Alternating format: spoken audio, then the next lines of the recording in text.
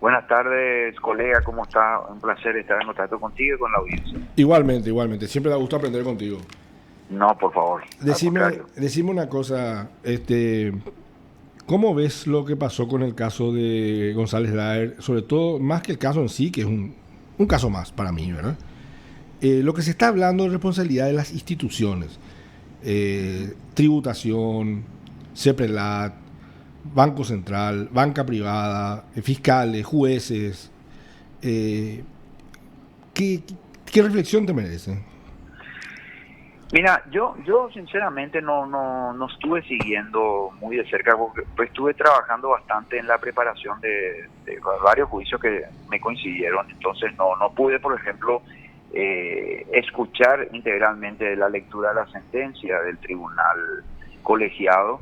Creo que fue el viernes pasado que estuvo dándose ese veredicto, ¿verdad? Uh-huh. A mí me parece fundamental que se siente una postura con respecto a que no hace falta que diga el Poder Judicial de que existían algunas conexiones o muchas conexiones del sistema judicial, del sistema bancario, de los sistemas de control, lo cual devela lo que yo creo que también es una visión que en muchas oportunidades hemos compartido desde una perspectiva política, de que este es un Estado que tiene serias limitaciones en cuanto al cumplimiento de la ley. Entonces, yo creo que más allá de lo que señaló el tribunal de sentencia, amerita más bien eso como una reflexión, pero yo también quiero hacer un poco hincapié en algo. Yo recuerdo que cuando saltaron el tema de los audios, también el jurado ensayó una investigación a varios fiscales que aparecían en los audios y también jueces. Y a mí me quedó grabado un tema así bien puntual. El caso de un audio en el que se hablaba de una jueza y estas personas son convocadas para testificar ante el jurado. Y a mí me sorprendió que estas personas decían, sí, es una vergüenza que Ramón González Daer con el hermano, que bla, bla, bla. Todos estaban diciendo eso. Hasta ahí todo bien. Uh-huh. Entonces ellos terminan diciendo que que ellos tenían un caso de estafa y que el tribunal colegiado, atender nomás lo que ocurrió, uh-huh. El tribunal colegiado declaran ante el jurado que condenó porque no había suficientes pruebas, pero él condenó a 1 año con suspensión a prueba de la ejecución de la condena, imagínate. O sea, ¿Cómo eso no entiendo? Y reconocen los integrantes del tribunal de sentencia que no hay efectivamente era un caso de Ramón y que la prueba era débil y que finalmente ellos terminaron condenando a 1 año, algo así, era 1 año. Sí, una prueba, o sea, una pena leve porque no había muchas pruebas. No había muchas pruebas, entonces cuando termina Dios todo, yo me acuerdo que se reunió. O sea, son medio culpables. Claro, no, pero no solamente eso, atender el tema. El organismo, el jurado de enjuiciamiento, cuando me pida a mí mi punto de vista, yo creo que enjuiciarle a estos magistrados, pero ¿por qué? Si estas personas fueron víctimas de la pena, no es porque fueron víctimas. Estas personas reconocieron que le condenaban a una persona que gozaba la presunción de inocencia y no se destruyó la presunción de inocencia. Claro, exacto. o sea, estaba medio embarazada. O sea, la causa penal en sí no ameritaba sanción, era una prisión por deuda. Sí. Y declaró la pobre víctima había reconocido que efectivamente había hecho todo lo indecible para pagar la deuda y ellos reconocieron de que efectivamente lo hicieron. Entonces acá viene el tema. Si en ese contexto el jurado lo mismo le absolvió, o dijo, no es que le absolvió, directamente decidió archivar la investigación. Entonces yo digo, espera un poquito, ahora que surgen estas circunstancias, yo me preguntaría cuántas causas que fueron llevadas al jurado, el pleno del jurado resolvió en ese sentido. ¿Me explico? Entiendo perfectamente. O sea, entonces a ver si te entiendo. Disculpame un ratito. Lo que me estás diciendo es que las irregularidades no se limitan a lo que hacía un X usurero o un X fiscal, sino que va a casi todas las instituciones que tienen que controlarse entre sí, así mismo, incluyendo el jurado. incluyendo el jurado. O Sí. sea, yo creo que a todos hay que... O sea, yo creo que el propio jurado, los que integraron los distintos jurados tendrían que empezar un poquito. Es cuestión, como ellos hablan de transparencia, empezar a sacar todas las resoluciones que editaron a ver un poco qué pasó ahí. O sea, había Y que sobre auditar todo, también las resoluciones del jurado. yo creo que hay que auditar todas las resoluciones. Hay que auditar. Entonces, y fíjate, porque es muy fácil ahora, a ver, yo te quiero también poner la hipótesis. ¿Vos crees que este es el único usurero que tenemos? No, no. A mí me han apretado. A mí me apretaron una A vez. un pariente mío también ha Sí, perdido sí. su casa. A mí como Ha abogado. perdido su casa. A mí como abogado fui por una persona. ¿A vos como abogado? Sí, yo tenía una persona que tenía una deuda. Fui a una fiscalía y ahí me dijeron, no, si no paga ahora mismo nosotros pedimos su prisión preventiva. Y pedí, le dije, ¿verdad?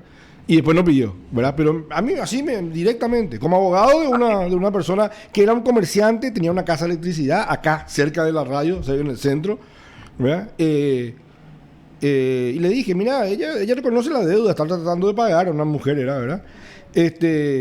Pero no ha dicho punir. No. Acá si no paga, así directamente en Nueva Real. Y yo conté ya. Es una agencia de cobro. Sí, es una agencia de cobro. Y no era González Daer, era otro. A eso voy. ¿Qué? Yo creo que, y ojo, acá todos sabemos que la usura es un hecho punible. Ojo, Sí, sí. es un hecho punible. O sea, ni siquiera vos podés decir que esta es una cuestión discutible desde la perspectiva. Entonces yo creo que hay que empezar a ver todas las causas por cheques o con pagarés. Yo tengo el caso de un defendido que con fallo de la Sala Penal de la Corte Suprema de Justicia se le condenó por un pagaré. Entonces, o sea, todo el sistema de justicia, de órganos administrativos, jurado de enjuiciamiento, todo el sistema, digamos, tiene problemas serios de haber estado apretando a la gente para... Me pasó una vez con una comisaría también, que le llamaban a una persona a una comisaría así le tenés que pagar tu deuda. Yo lo que no quiero nomás caer en este tema, Sí. yo creo que es deleznable lo que salió con el caso de Ramón González Daer, es deleznable. Sí, no, nadie minimiza. Todo. O sea, pero yo lo que no quiero nomás es decir, porque viste que no sé si vos coincidís con la visión política de un sistema en el que generalmente ellos sacrifican a un integrante del esquema. Totalmente. Y lo largan para generar una sensación de que también se hace justicia. Totalmente. Qué importante lo que está diciendo, Quique. Qué importante. Entonces, yo estoy harto de tirar los globos sonda para que la gente, entre comillas, tome 7, 8, 9 casos, entre comillas, otra vez emblemáticos, pero te olvides de los casos más importantes, o sea, que están ocultos. A ver si te entiendo. Lo que vos me decís es que vos, yo, acá, Ilusión, César, nos metemos en una asociación criminal para jorobarle a la gente. Y un día hay mucho malestar y bueno, toca sacrificarte, Quique. Así Te mismo. toca sacrificarte, pero somos todos parte. Y tu sacrificio es para que todo lo demás siga. Otro te va a reemplazar. Y tu sacrificio es para que el esquema en sí, la maquinaria criminal en sí siga operando, ¿verdad? Así mismo. Y lo peor de todo es que Qué nosotros los importante operadores de eso. justicia nos encontramos ante esa realidad. Ujú. Y a veces yo me siento muy afectado por cómo se manejan las cosas y te dicen, a mí me dicen varios colegas, deja de hablar fuerte, de criticar, porque se enoja la gente y te Sí. marca. Todo el tiempo Entonces me dicen yo suelo a mí. decir, entonces ¿para qué yo ejerzo mi trabajo? Yo hoy justamente en un juicio le dije a unas personas que me agraviaron, me dijeron, es una vergüenza. No, yo estoy trabajando, es lo único que tengo, Guillermo. Y vos también vos tenés este programa, pero lo único que yo hacer es trabajar y defender en la actividad profesional. Es lo que somos, ¿verdad? Intereses, porque yo no tengo otra actividad. Sí. Y la docencia. Fuera eso, entonces, yo nomás lo que digo, ¿por qué no reflexionamos también y decimos, vamos a hacer un poquito, una limpieza con respecto a la cantidad de causas patrimoniales, a ver si realmente son causas patrimoniales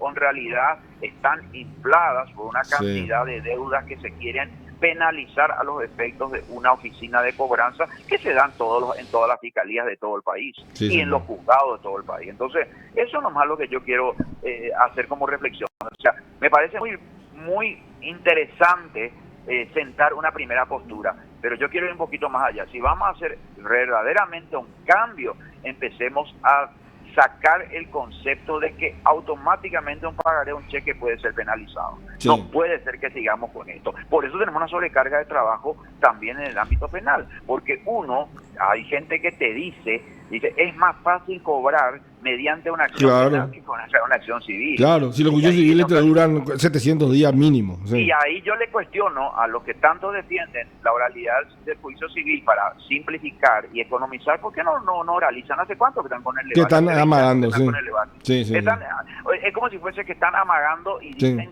vamos a oralizar, pero nunca lo oralizan. Entonces, si tuviésemos un verdadero sistema en el que se resuelven rápidamente, yo creo que a mucha gente vos le podrías evitar todos estos problemas y generar... a mí me cuentan que hay gente que murió afectada y agraviada por las deudas que fueron penalizadas. Entonces, acá es algo terrible. Yo sostengo de que tendríamos que replantear, y si vamos a hacer un cambio, tendríamos que empezar a evaluar si en adelante vamos a seguir aceptando un simple cheque como instrumento coercitivo para lograr... O 3 cheques, o 5 cheques con número consecutivo.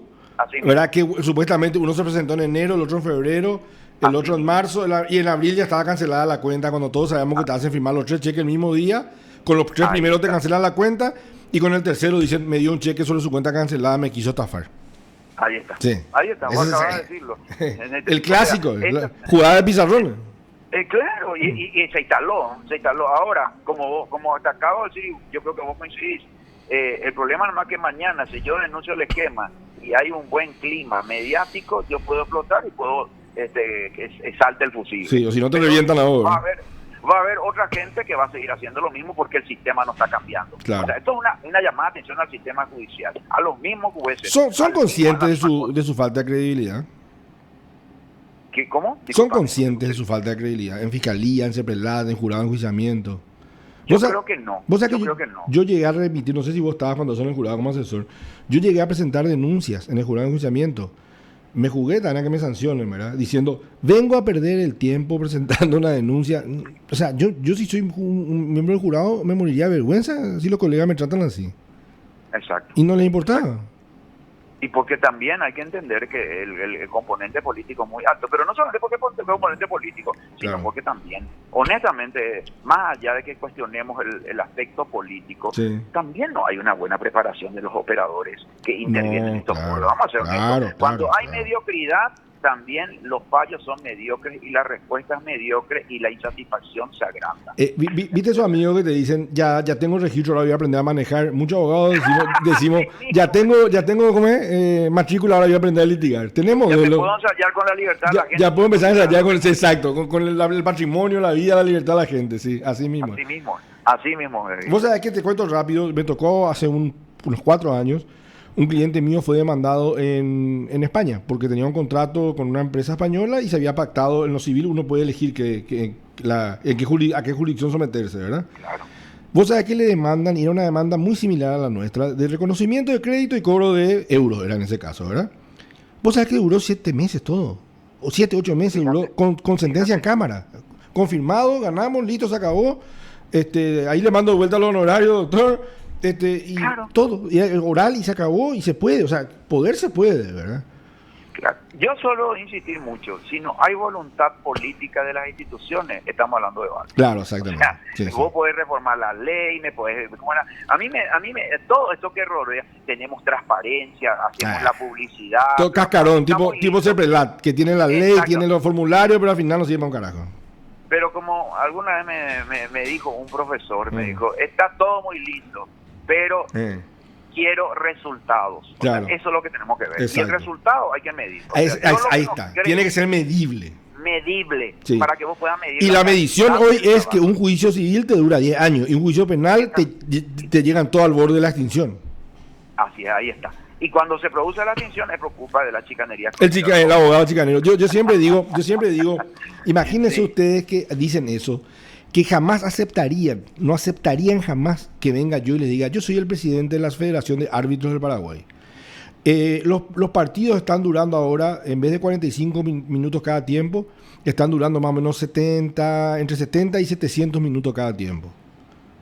En 1400 minutos puede llegar a durar un partido de fútbol. ¿Y por qué? Y los jugadores no terminan nunca el partido. Pero vos sos el árbitro, me van a decir, vos estás loco, ¿verdad? Sin embargo, al juez se le cree cuando dicen esa barbaridad, ¿verdad?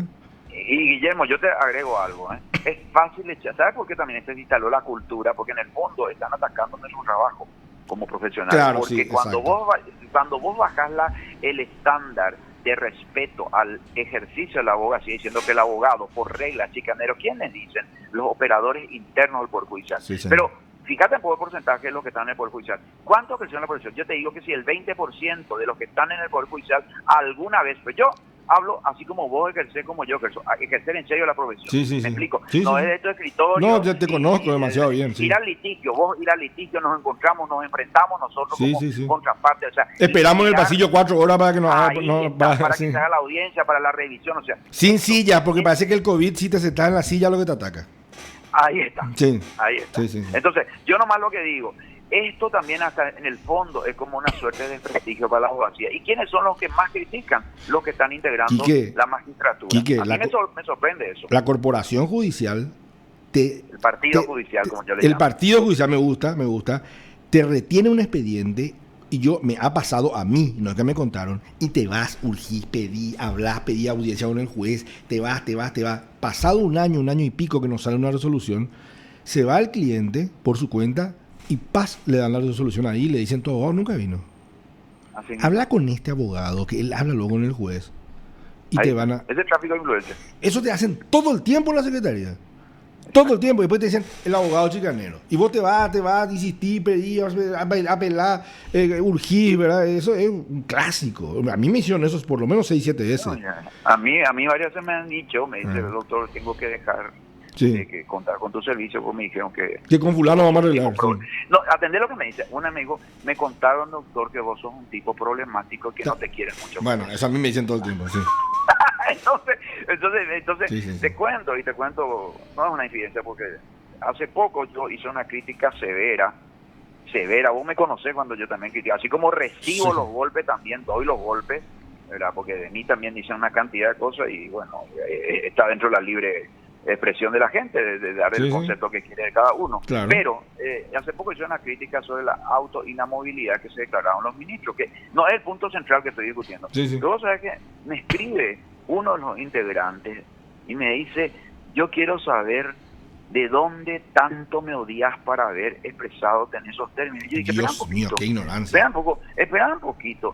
Pero, o sea, yo no puedo criticar, es reprobable que ustedes hayan violado la misma ley de transparencia que ustedes mismos aplaudieron con las dos manos ley. Claro. O sea, entonces desde esa perspectiva ya te demuestra.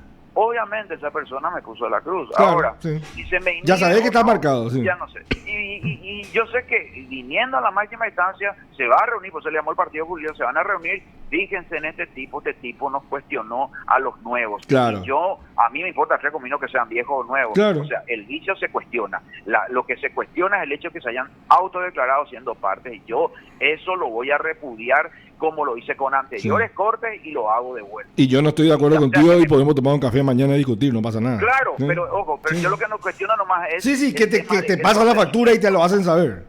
Claro. Sí, no, así funciona. La gente no sabe cómo es lo que callamos los abogados, como dice la telenovela, ¿verdad? Ahí está, lo que callamos los abogados. No tienen ni idea, ¿verdad?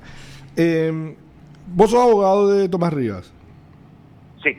¿Qué pasó? Y contanos un poco desde el punto de vista de la defensa. Y sencillo, resulta Guillermo, que la Fiscalía había imputado inicialmente por cobro indebido de honorarios y estafa. Uh-huh. Era por el pago a contratados que según la acusación fiscal no prestaron los servicios al Congreso y por tanto hubo un perjuicio para la Cámara de Diputados de 46 millones de guaraníes. Uh-huh. Cuando se va a la audiencia preliminar, se excluye el hecho punible, el cobro indebido, que es un hecho punible contra el ejercicio de las funciones públicas. A partir de ahí queda solamente la estafa. Sí. Entonces, lo que hace la defensa es acordar con un reintegro incluso del doble de lo que podría erigirse como daño patrimonial. Entonces, eso ya estando Tomás Rivas acusado. Estando acusado y por el artículo 25, inciso 10 del Código Procesal Penal, uh-huh, la reparación del daño en los hechos punibles contra los bienes, entre los bienes integra el patrimonio expresamente, se puede dar hasta antes del juicio oral y público. Y por lo tanto se hizo antes del juicio oral y público. La Fiscalía lo que cuestiona es la legitimación. La legitimación, pero espera un poquito, lo que la Fiscalía no entiende es que se dictó una nueva ley y que se definió expresamente que la competencia de la Procuraduría General de la República, que de hecho ya está en la Constitución, pero se reglamenta de mejor manera en su nueva ley orgánica, que dice que cuando se trata de hechos punibles contra el patrimonio, la víctima, el rol de víctima tiene la Procuraduría General de la República. Entonces, con base a esa nueva ley, la Fiscalía nos dice a nosotros que no se puede aplicar retroactivamente. La ley se puede aplicar retroactivamente a favor del encausado. Así lo dice el artículo 14 de la Constitución y no hace ningún tipo de distinción. Sí. Entonces, ¿qué es lo que pasó acá? Se volvió las cosas al estado original como un reintegro y entonces no hay daño patrimonial. Y eso expresamente lo señaló la Procuraduría hoy con la comparecencia en calidad de testigo para ratificar ante el Pleno del Tribunal de Sentencia que efectivamente no hay ningún tipo de reclamo de presente ni futuro con motivo del objeto de ese juicio. Y entonces el Tribunal de Sentencia en mayoría, y está claro que es una mayoría que en realidad para mí es unánime, porque lo que dijo el voto en disidencia de la doctora Fleitas es que no era la oportunidad, sino que eso que había que estudiar para el momento dictado la sentencia. Y el Tribunal de Sentencia dijo, bueno, espera un poquito, si ya fue reparado el daño patrimonial, uno de los elementos configurativos del tipo ya desapareció y acá existe un reintegro y la Procuraduría como víctima, expresamente por la Constitución y la ley, nos dice que no tiene ningún tipo de reparo o reclamo a ese reintegro. Entonces, se dio la extinción de la acción como se da en cualquier otra figura. Entonces, pero se suele aplicar esta figura aquí, Se suele aplicar esta figura. Y no quieren aplicar los fiscales. Los fiscales te dicen que tiene que haber una reparación social, se pegan un poco. Pero el daño, lo que pasa es, yo hice una exposición al respecto al empezar el juicio diciendo que una cosa son los derechos sociales. Los derechos sociales hacen referencia a los derechos humanos de segunda y de tercera generación. Y cuando hay que reparar el daño social se repara en los hechos punibles que afectan a la sociedad. Pero en este caso afectó al patrimonio de una institución que se dio por resarcida. Por ejemplo, un hecho punible... Y no cambia, disculpame que te interrumpa un segundito, y no cambia el hecho de que sea un posible hecho punible de corrupción pública. Es que el problema es que nuestra legislación no habla de eso, que es corrupción pública. O sea, es un delito patrimonial y punto. Es un delito patrimonial. Por eso que la Convención de Mérida expresamente señala que el Paraguay tiene que instalar dos figuras penales. Una que es lo que se llama el conflicto de intereses, pero que tiene que tener una connotación civil y de indemnización, y la otra es el abuso de funciones, que está en la legislación argentina y en la legislación colombiana. Sí, eso es lo que es un poco amplio eso, es medio complicado. Ese tipo penal es medio complicado, es medio amplio. Y bueno, pero eso es un mandato de la convención y dice que los estados tienen que dictar esa normativa. Y hasta hoy ya no se ha dictado esa normativa. Entonces, yo entiendo que la corrupción pública es todo acto que afecta al funcionario público, pero nuestra legislación, no todo hecho contra el patrimonio que involucra funcionarios puede equivaler directamente a déjame corrupción. Déjame disentir contigo un segundito. Déjame disentir contigo un segundito. Vos decís corrupción es todo acto que afecta al funcionario público. Yo diría corrupción es todo acto que afecta al tesoro público. Está bien. Me expresé mal por respecto al objeto de lo que está en juego. Tenés razón, no es la persona sino el objeto. Porque la corrupción también ahora tenemos el cohecho privado y tenemos el soborno privado. Sí. O sea, a la luz de las leyes exigencias de Gapilar. Pero lo que te quiero decir nomás, ¿cuándo se cambia esta situación que hablamos de corrupción pública? Cuando se excluye la figura del cobro indebido honorario. Y la Fiscalía consintió eso, Guillermo. Ese pues es el problema. Sí, pero el cobro indebido no había luego ahí, ¿o sí? Y es que se excluyó, pero no apeló la Fiscalía. No me explico. Se excluyó. Entonces pero si, atendeme bien, si era el cobro indebido, eso está dentro de la categoría de los hechos punibles contra el ejercicio de las funciones públicas, entonces no era susceptible de ninguna reparación. Ahora entiendo que te refieres, perdón. No se podía utilizar el acuerdo reparatorio, entonces eso es lo que no se está entendiendo. Al quedar un hecho punible exclusivamente patrimonial, el Estado es como un particular más, ese es el criterio de la defensa. Exacto, y la institución institución afectada con el acuerdo de la víctima del Estado, que en este caso la Procuraduría General de la República, dio su consentimiento porque hubo un resarcimiento doble. O sea, ni siquiera se pagó solamente el monto, sino se pagaron los intereses como si fuese que el dinero retorna a su estado original y no hay daño particular. Ahora, todo el mundo me dice a mí, pero él tiene que pagar políticamente, pero yo no hago juicio político. No, pero eso está fuera de lo penal, claro. De hecho, la Fiscalía insistió, Guillermo, al plantear una reposición que fue rechazada porque se sobreseyó, y vos sabés perfectamente que procede la apelación general, no la reposición. Sí, exacto. Cuando él dice que esto puede generar una distorsión política, entonces el tribunal le dijo, pero nosotros no estamos haciendo un juicio político, estamos haciendo un juicio jurídico, sobre la base de la ley. Entonces, si usted cree que va a tener un problema político, es como se dice, zapatero a tu zapato, ¿verdad? Sí. No hago discutir contigo, sabes demasiado. No, por favor. ¿Cuándo vas a dar otra charla? Cuando quieras, cursos. A las órdenes. Cursos que estés dando, te pregunto. Ahora tengo que conectarme para un curso.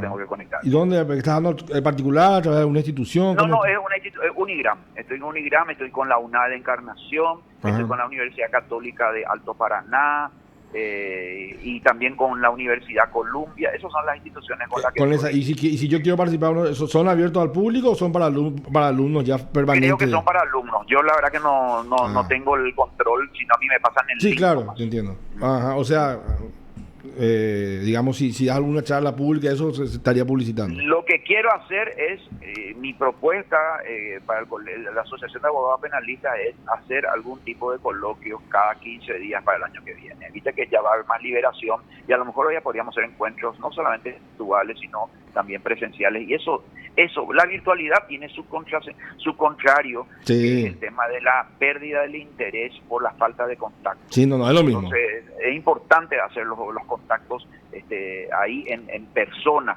donde vos podés tener más dinámica en el análisis de cualquier aspecto técnico jurídico. No, nunca es lo mismo. Nunca es lo mismo.